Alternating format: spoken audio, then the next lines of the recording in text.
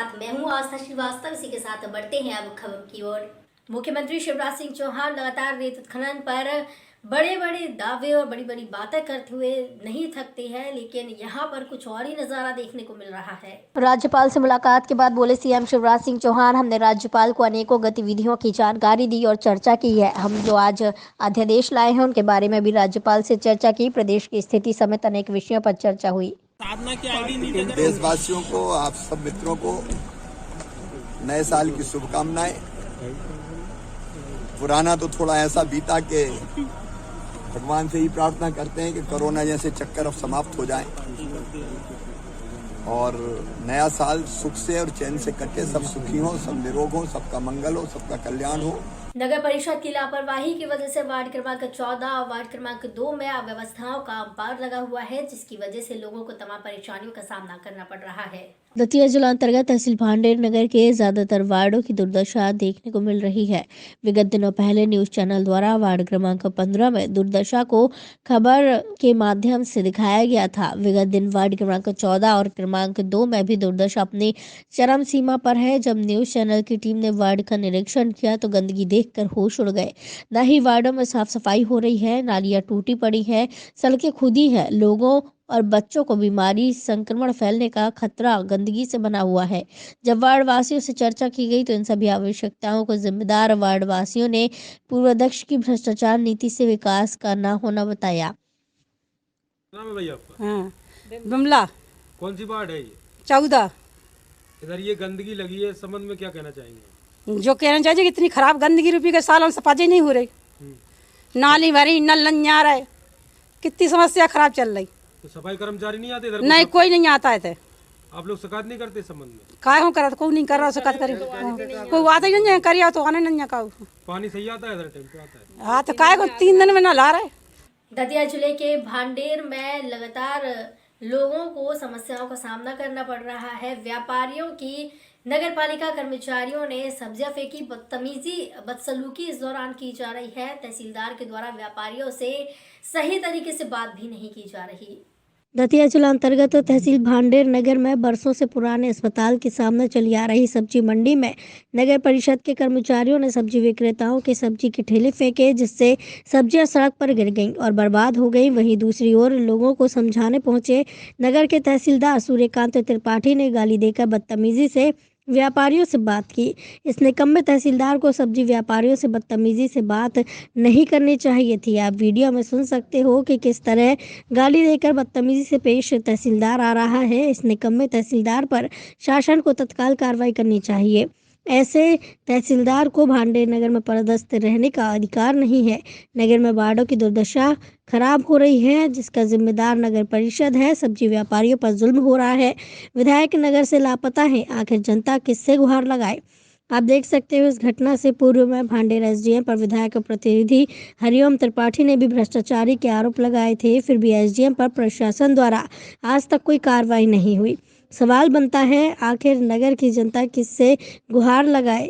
Bharatiya Janata party का नेता विधायक प्रतिनिधि ही एसडीएम पर भ्रष्टाचार के आरोप लगा रहा है। मुकेश और एक करिया लोना और नेता रोज ही ना आते ठेले हटाने के लिए, उल्टा सीधा बोलते हैं। और सुबह आए तो ठेला पलटा दिया। आप लोगों ने भी देखा होगा, ठेला पलटा है। तो उनको बुलाइए ना, उन्होंने कहा था। अब खुद ही तो आए हैं, अब और क्या करें? पहले वो सुन लो, साहब की सुन लो। नहीं तो अधिकारियों को नहीं डांटेंगे, वो हमें डांटेंगे क्या? अधिकारी वो ठेला पलटा दिया, जो आपको कुछ नहीं दिख रहा। सुनने के लिए तुमने रोड जाम कर दी तुमने। अरे जब आप पलटाओगे यहाँ पर, हम रोड जाम नहीं करेंगे। 1 मिनट का अल्टीमेट आप दोगे हमें। पहले 500 जो देखेगा यार गलत होगा, उसके खिलाफ कार्रवाई करूंगा, बिल्कुल करूंगा।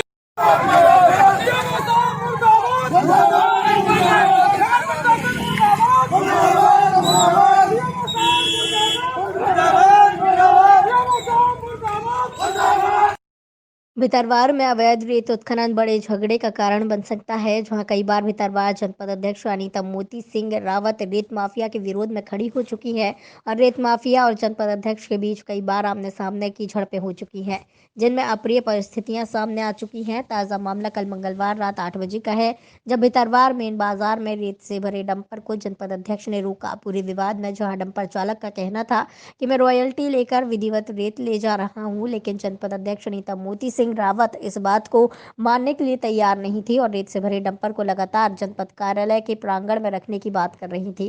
प्रश्न ये है कि लगातार बनने वाली इन अप्रिय स्थितियों में कभी भी कोई अनहोनी घटना भी हो सकती है, और अगर ऐसा हुआ तो इसका जिम्मेदार कौन होगा, क्योंकि प्रशासनिक अधिकारी अक्सर ऐसे मौके पर पहुंचने पर बचते हैं और इस पूरे मामले पर खुलकर अपनी राय जाहिर करने से भी कतराते हैं। भितरवार क्षेत्र में रेत उत्खनन को लेकर प्रशासन का रवैया साफ न होने के कारण बनने वाली किसी भी अप्रिय स्थिति के लिए कौन जिम्मेदार होगा, ये बात स्पष्ट नहीं है और रेत का ये मामला निश्चित तौर पर खतरनाक मोड़ पर आ गया है, जो किसी भी बड़ी घटना में तब्दील हो सकता है। जनपद अध्यक्ष ने भितरवार पुलिस और प्रशासन पर रेत माफिया से मिले होने के गंभीर आरोप लगाए।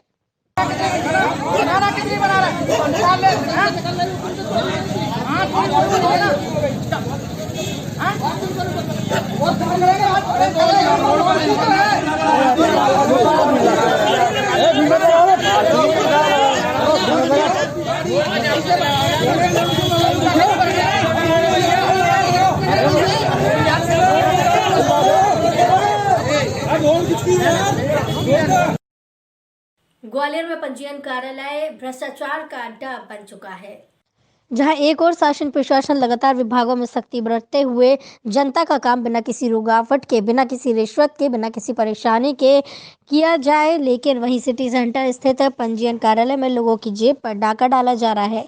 वहां के अधिकारियों और कर्मचारियों की मिलीभगत से खुलेआम अनधिकृत लोग बैठकर काम कर रहे हैं। जब हमारी टीम अंदर पहुंची तो वहां थोड़ी देर के लिए खलबली मच गई और जो एजेंट वहां बैठे हुए थे उन्होंने अपने कुर्सियां छोड़कर बाहर आ गए, लेकिन वही अधिकारी की सांठगांठ से ऐसा लग रहा है कि वहां किसी को भय नहीं है, जबकि है विभाग कलेक्टर कार्यालय से कुछ ही दूरी पर। लेकिन जिस तरह से यहाँ एजेंट काम कर रहे हैं, इससे साफ लग रहा है किस विभाग में कोई प्रशासनिक अधिकारी निरीक्षण नहीं करते। अब देखना यह है कि शासन प्रशासन की कुंभकर्ण की नींद खुलती है या नहीं। वहीं इस संबंध में जब बात की गई एडीएम किशोर कन्याल से तो चर्चा हुई। उन्होंने कहा कि आपके द्वारा मुझे संज्ञान हुआ है, अगर ऐसा है तो मैं कार्रवाई करूंगा। ग्वालियर से संवाददाता विकास रावत की रिपोर्ट। हाँ सर, जैसे कि देखा जा रहा है कि रजिस्ट्रार कार्यालय में इस समय काफ़ी भीड़ है। मार्च के जनवरी दिसंबर का समय चल रहा है और शायद रजिस्ट्रार पे महंगी भी होंगी अब रजिस्ट्रियाँ, तो उसको लेकर देखा जा रहा है कि वहाँ अनाधिकृत लोग बैठे हुए हैं, जिस संबंध में हमने वहाँ के अधिकारियों से चर्चा की तो उनका भी घुमा फिरा के जवाब मिला। तो इस संबंध में आपका क्या कहना है सर?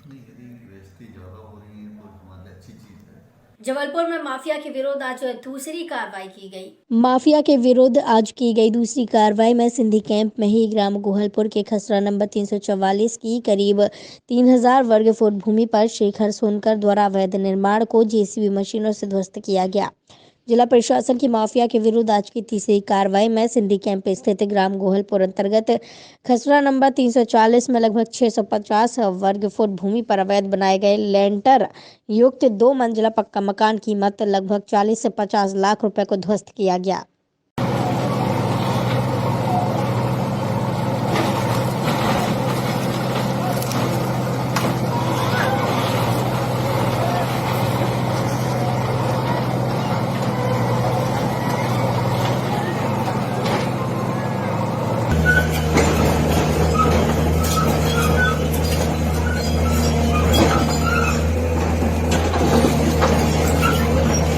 रायसन में टोल टैक्स नाके पर दबंगों ने कर्मचारियों से बदतमीजी की है। टोल नहीं देने को लेकर इस दौरान विवाद बढ़ा। रायसन टोल टैक्स नाके पर दबंगों ने की टोल कर्मचारियों से मारपीट और तोड़फोड़। टोल न देने को लेकर हुआ विवाद। टोल का किराया मांगने पर गाड़ी रोकते ही गाली गलौच और मारपीट करने लगे रसूखदार दबंग। सभी रसूखदार दबंग रायसन और खरवई के बताए जा रहे हैं। शराब के नशे में थे रसूखदार दबंग। पुलिस की मौजूदगी में ही सरकारी संपत्ति को तोड़ते रहे दबंग। दबंगों ने फोन करके अपने परिचितों को बुलाया और टोल कर्मचारियों से मारपीट की। मौके पर तमाशा देखती रही पुलिस और पिटते रहे टोल कर्मचारी। एसडीओपी अदिति भावसार पहुंची टोल नाके पर। सीसीटीवी फुटेज की जांच है जारी। नेशनल हाईवे 146 पर सेहतगंज टोल टैक्स नाके की घटना। गाली दो